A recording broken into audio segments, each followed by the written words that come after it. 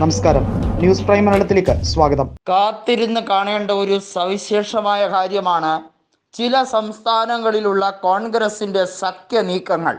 അതായത് ബീഹാറിലെയും ജാർഖണ്ഡിലെയും കാര്യങ്ങളാണ് പറഞ്ഞു വരുന്നത്. നമുക്കറിയാം, ഈ ബീഹാറിലെയും ജാർഖണ്ഡിലെയും കാര്യങ്ങൾ വിഭജനമുണ്ടായപ്പോൾ ബീഹാറിൽ നിന്ന് അടർന്നു മാറിയ ഒരു പ്രദേശമാണ് ജാർഖണ്ഡ് മുക്തി മോർച്ചയും കോൺഗ്രസും ചേർന്ന് അവിടെ ഭരിക്കുന്നു. ബീഹാറിലാകട്ടെ നിതീഷ് കുമാർ, അതുപോലെ തന്നെ RJDയുടെ അവിടുത്തെ പാർട്ടിയുടെ അധ്യക്ഷനും ലെജിസ്ലേറ്റീവ് അസംബ്ലി ഹെഡുമായിട്ടുള്ള നിതീഷ് കുമാറിൻ്റെ വലം കൈയായി തന്നെ ഇപ്പോൾ നിൽക്കുന്ന ലാലു പ്രസാദ് യാദവിൻ്റെ മകനായ തേജസ്വി ഭാവി മുഖ്യമന്ത്രിയായി തന്നെ കരുതപ്പെടുന്നു എന്നുള്ളതും എടുത്തു പറയേണ്ട കാര്യമാണ്. ഐക്യജനതാദളിനെ തേച്ചൊട്ടിക്കാൻ ശ്രമിച്ച BJPക്ക് 8ൻ്റെ പണി കൊടുത്തത് ശരിക്കും കോൺഗ്രസിൻ്റെ വമ്പൻ നീക്കമാണ്. മധുസൂദനൻ ഝാ ആണ് അതിനുവേണ്ടിയുള്ള കരുക്കൾ നീക്കിയത്. ജാർഖണ്ഡിലാകട്ടെ ജാർഖണ്ഡ് മുക്തി മോർച്ചയും കോൺഗ്രസും ചേർന്ന് അധികാരത്തിലേറിയത് വളരെ ഈസി വാക്ക് ഓവറിലായിരുന്നു. കഴിഞ്ഞ തവണ രഘുബർ ദാസ് ഉൾപ്പെടെ ജംഷഡ്പൂരിൽ 70,000-ഓളം വോട്ടുകൾക്ക് ജയിച്ചിരുന്ന ഒരു ജേതാവ് കൂടിയായിരുന്ന രഘുബർ ദാസ് എന്ന് പറയുന്ന മുൻ മുഖ്യമന്ത്രിയെ തളച്ചുകൊണ്ട് അവിടെ ഹേമന്ത് സോറൻ്റെ ജാർഖണ്ഡ് മുക്തി മോർച്ചയും കോൺഗ്രസും ചേർന്ന് അധികാരം പങ്കിടുകയായിരുന്നു. ഈ രണ്ട് സംസ്ഥാനത്ത് നിന്നുമായി 54 സീറ്റുകളാണുള്ളത്. അതായത് ബീഹാറിലെ 40-ഉം ജാർഖണ്ഡിലെ 14 സീറ്റുകളും. ഇവിടെ കോൺഗ്രസിന് ജാർഖണ്ഡിൽ 10ഓളം സീറ്റുകൾ വരെ നൽകാൻ ജാർഖണ്ഡ് മുക്തി മോർച്ച തയ്യാറാണ്.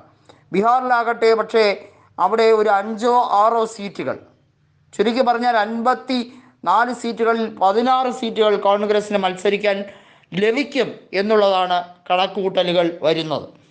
കോൺഗ്രസ് എങ്ങനെയായിരിക്കും ഈ രാഷ്ട്രീയ നീക്കത്തെ വിലയിരുത്തുക എന്നുള്ളത് നമുക്ക് കൃത്യമായി പറയാൻ കഴിയില്ല. പക്ഷേ ഒരു കാര്യമുണ്ട്, 40 സീറ്റുകളിൽ RJDയും JDയും മത്സരിക്കുമ്പോൾ അവിടെ കൃത്യമായൊരു പ്ലാനിംഗ് ഉണ്ട്.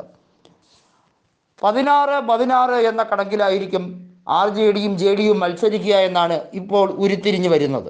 അതായത് 32 ലോക്സഭാ സീറ്റുകൾ ഇവർ രണ്ടുപേരും കൂടെ പങ്കിടുന്നു. ബാക്കി ശേഷിക്കുന്ന 8 ലോക്സഭാ സീറ്റുകൾ കോൺഗ്രസ്സിന് വേണ്ടി നീക്കി വയ്ക്കാനുള്ള പദ്ധതി. അങ്ങനെയെങ്കിൽ ഒരുപക്ഷെ 18 വരെ ലോക്സഭാ സീറ്റുകൾ ഈ രണ്ട് പ്രദേശങ്ങളിൽ നിന്നുമായി കോൺഗ്രസ്സിന് മത്സരിക്കാൻ കഴിയും.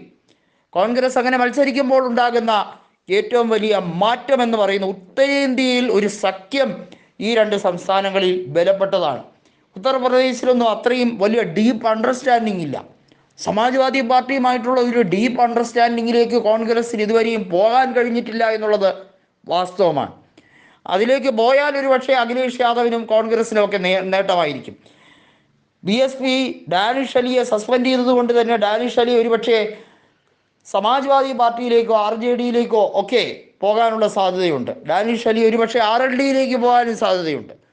അങ്ങനെയൊക്കെ ഇരിക്കുന്ന ഈ ഒരു സാഹചര്യത്തിൽ ഇലക്ഷനിൽ ഉത്തരേന്ത്യയിൽ സഖ്യമുണ്ടാക്കുക എന്നുള്ളത് ഇന്ത്യ മുന്നണിയിലല്ല, കോൺഗ്രസിൻ്റെ ഏറ്റവും പ്രധാനപ്പെട്ട നീക്കമാണ്.